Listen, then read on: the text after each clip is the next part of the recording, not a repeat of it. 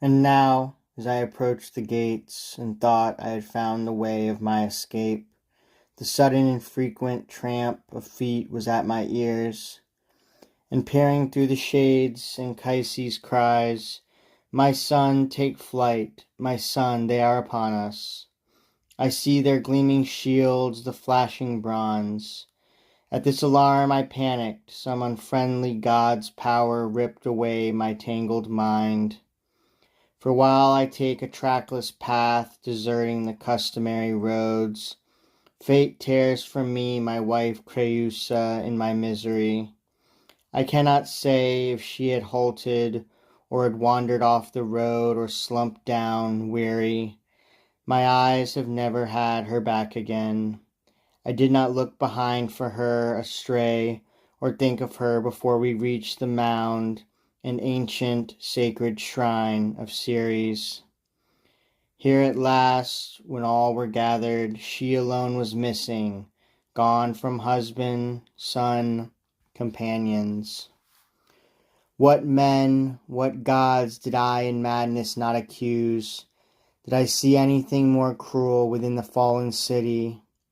I commit Ascanius, Anchises, and the gods of Troy to my companions, hiding them inside a winding valley.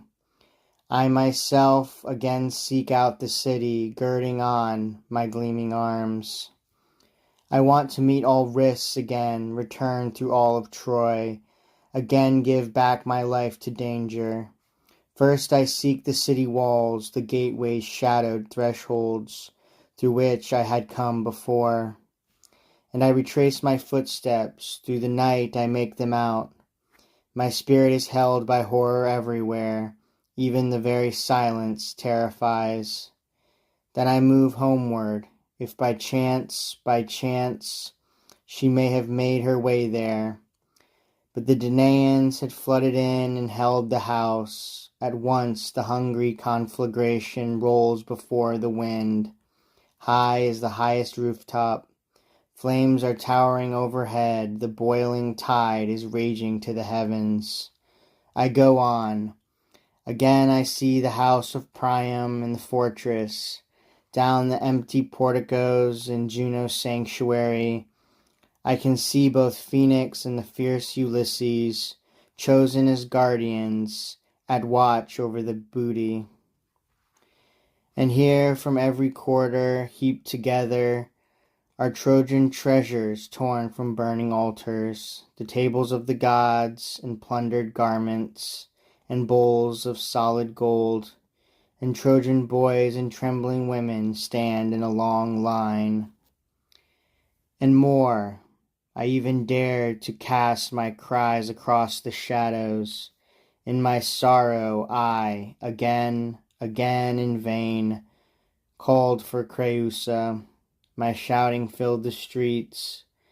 But as I rushed and raged among the houses endlessly, before my eyes there stood the effigy and grieving shade of my Creusa, image far larger than the real.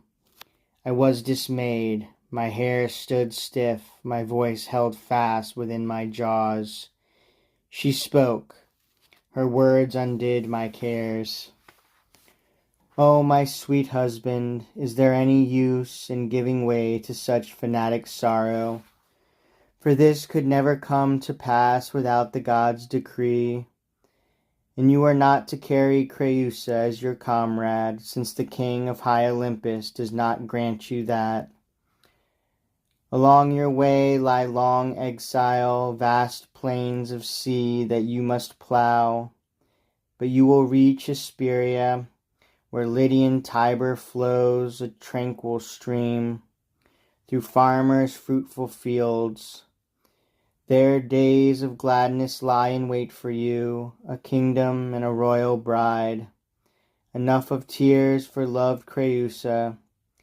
I am not to see the haughty homes of Myrmidons or of Dolopians, or be a slave to Grecian matrons. I, a Dardan woman and wife of Venus' son, it is the gods' great mother who keeps me upon these shores. And now farewell, and love the sun we share. When she was done with words, I weeping and wanting to say so many things, she left and vanished in transparent air. 3 times I tried to throw my arms around her neck. 3 times the shade I grasped in vain escaped my hands. Like fleet winds, most like a winged dream. And so at last, when night has passed, I go again to my companions. Here I find, to my surprise, new comrades come together, vast numbers, men and women, joined for exile, a crowd of sorrow. Come from every side with courage and with riches. They are ready for any lands across the seas where I may lead them. Now the star of morning rose above high Ida's ridges, guiding the day. The Danaans held the gates, blockaded thresholds. There was no hope of help. Then I gave way, and, lifting up my father, made for the mountains.